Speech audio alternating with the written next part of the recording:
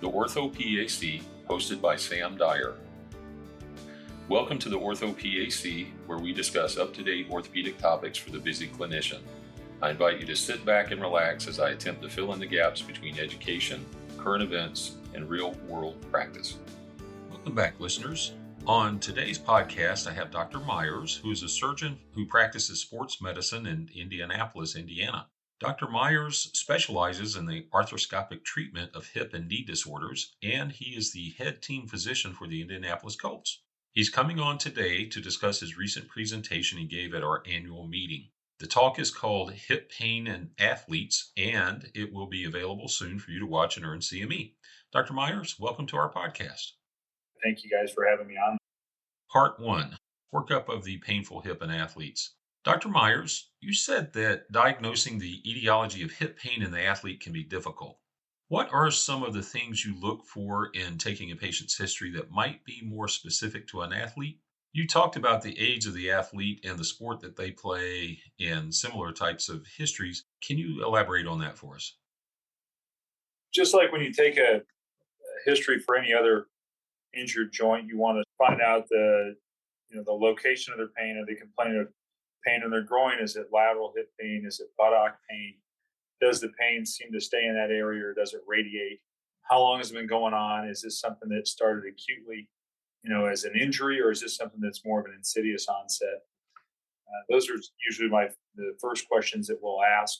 And then following up on that, we'll want to know, what activities seem to exacerbate their symptoms, what activities help improve or relieve their symptoms, and then any treatment that they may have had prior to landing on our doorstep, whether that's been some type of over-the-counter medication or ice packs, or oftentimes people will have Googled exercises to do that they may have tried on their own, or maybe they've had some formal treatment by a physical therapist or another physician. So those are kind of the basic history things that we ask. And then if it's an athlete, we want to know what sport do they play, and if it's a sport that involves a dominant side.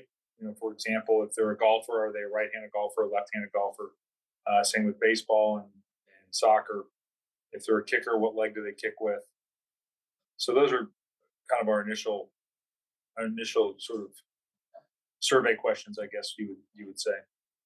What are some of the common physical complaints from athletes with hip pain, and what is a C sign? The C sign is when a patient will cup their hand and make a C with their forefinger and their thumb, and usually will kind of grab their hip with their forefinger up in the front and their thumb coming around the back, and they'll say that their hip kind of hurts deep, kind of inside, and really what they're trying to do is sort of pinpoint an area between their forefinger and thumb, but it's deep inside of their hip where they can't quite put a finger on it, so to speak. Unlike if your wrist is painful, you can point and put one finger oftentimes on exactly where it hurts. Well, because the hip is so buried by all the soft tissue surrounding it, they have a hard time putting a finger on it. So the C sign was actually described by a nurse practitioner named Kay Jones, who was Dr. Bird's nurse practitioner for a long period of time. And when he started seeing a lot of patients with hip problems, she noticed that they all made this sign with their hand and try to describe their pain as very deep in the hip. And so even though it's known as the C sign, to me, I will oftentimes think of it as the K sign because of who described it. In your presentation, you mentioned hip pain being generally classified as a problem either from an intra-articular or extra-articular source. You also mentioned that there are frequently multifactorial issues going on with a patient that presents to your clinic. Can you please share with our listeners an example of how there was more than one diagnosis in a patient you have treated? A lot of times people may have an athlete's particular will have an intra-articular hip problem. So they may have hip impingement, which has led to a labral tear. But as a result of having a stiff hip, they may have also developed athletic pubalgia or sports hernia in conjunction with that. And so if we can identify one of those things that seems to be the most predominant source of their symptoms, we'll go ahead and just treat that one. But oftentimes they'll feel like even though we manage their hip joint problem, they still feel this kind of core muscle injury. And so if that's the case, we often will try to manage those. If it comes to surgery, we'll try to manage them in the same rehab time frame. You know, the recovery from a arthroscopic hip surgery for most athletes is usually about 4 to 6 months, whereas a recovery from a sports hernia or core muscle injury repair is often 6 to 8 weeks. So, you know, there's been several athletes that we have, you know, taken care of their hip joint problem, repaired their labrum, managed their hip impingement, and then a month or so after surgery, or a few weeks after their hip surgery, they go ahead and get their sports hernia fixed and that's usually performed by a general surgeon. So that's why it's not done at the same time. And that way they can rehab from both surgeries in the same time frame and not have to miss prolonged any more time than is necessary. Dr. Myers, what is Hilton's Law and what does that mean about hip pain? So Hilton's law basically says that the muscles that cross a given joint are also innervated by the same nerves that innervate that joint.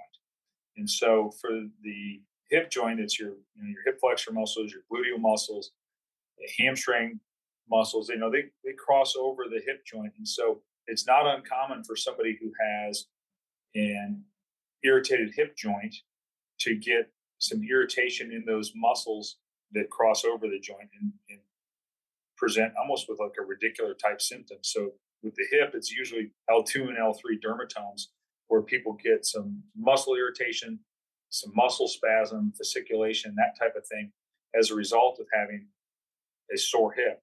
Very similar to how we see it in the shoulder, where people who have shoulder pathology will experience some muscle spasm within their trapezius, sometimes within their pec, just as those muscles are trying to protect and guard that joint. So it seems to be more common with ball and socket joints than it does with our hinge joints. Okay, if we're discussing the physical exam and we're looking beyond range of motion, strength, and neurovascular status, could you please let's discuss some special exams and what each one might indicate as far as the diagnosis? A log roll test, internal and external rotation, Fader, that's with double D's, like double decker, Faber with a B.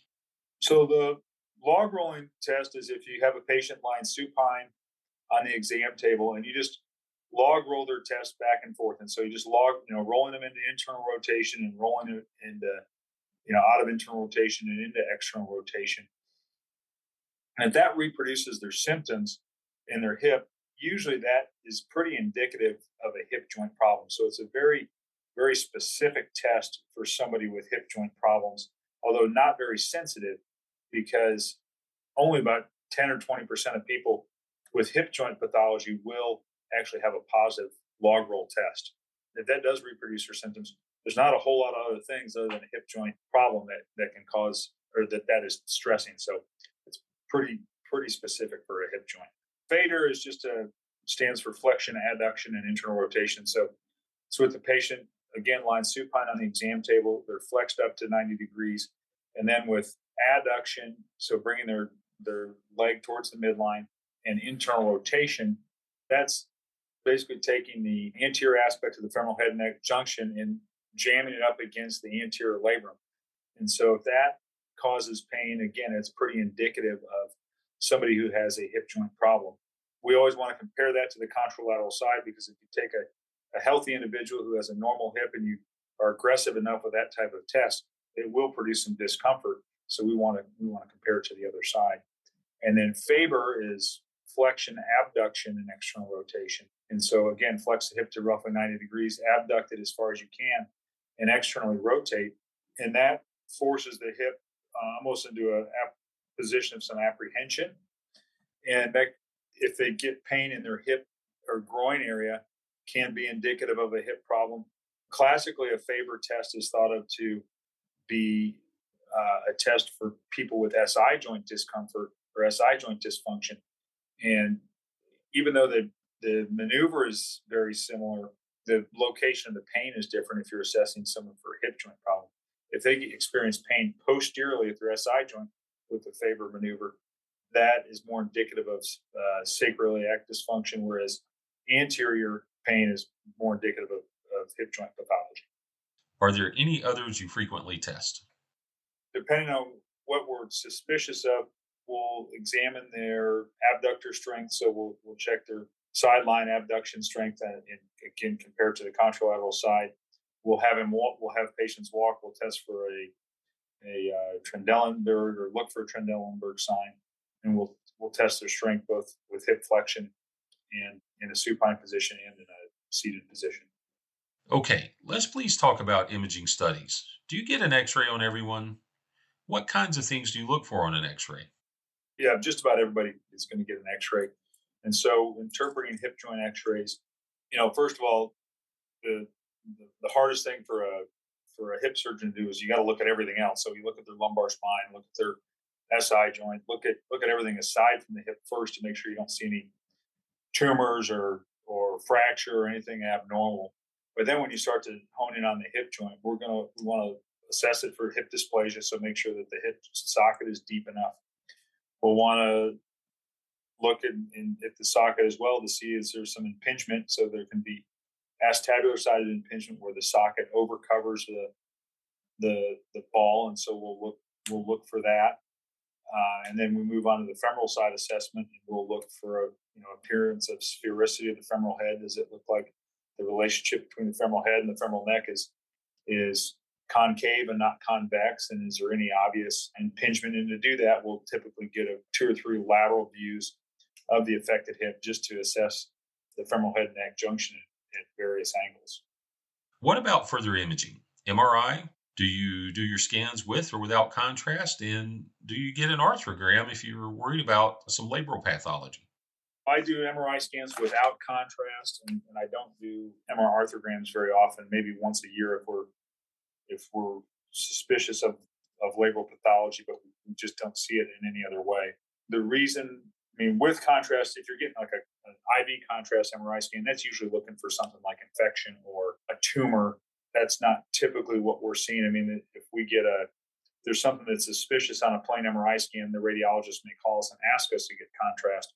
But as a rule of thumb, we're not getting contrast. And then with regards to an arthrogram, I feel like the arthrogram does a very good job of helping you determine whether there's a labral tear, but because you're putting so much dye in the hip, it often will blunt the exposure of the other things that you may find, particularly with some synovitis, or if the patient already has a hip effusion. And I feel with the good, the high quality scanners that are out there now, particularly if you can get somebody with a 3 Tesla magnet and they wear a surface coil, the resolution of the images is excellent. I've not found it necessary to get an MR arthrogram. On top of that, the patients don't really care much to have gadolinium injected into their hip joint because it is quite uncomfortable for them. Listeners, please join us again next week with part 2 of an interview with Dr. Maiers when he discusses some of his own clinical experience with different hip conditions and how they are managed. Thank you for joining the orthoPAC podcast. We also welcome you to visit our website, paos.org, where members can download virtual conference content and get Category 1 CME. Also, if you're a non-member and you're interested in our CME content, please visit the aapa.org Learning Central for the PAOS virtual content.